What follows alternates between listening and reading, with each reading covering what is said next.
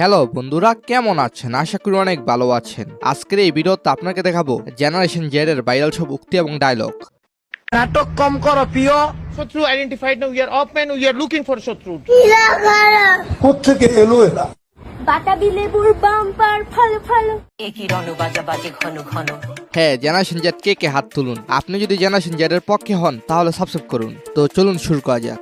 হাউন uncle মানে আমি যখনই বলেছিলাম তখন হাউন আঙ্কেল 2 দিনও লাগেনি সে মানুষটাকে বের করে ফেলেছে। হ্যাঁ, লুবাবা হলো হাউন আঙ্কেল গালির প্রতিষ্ঠাতা, যা এখন জাতীয় গালি হিসেবে ভাইরাল।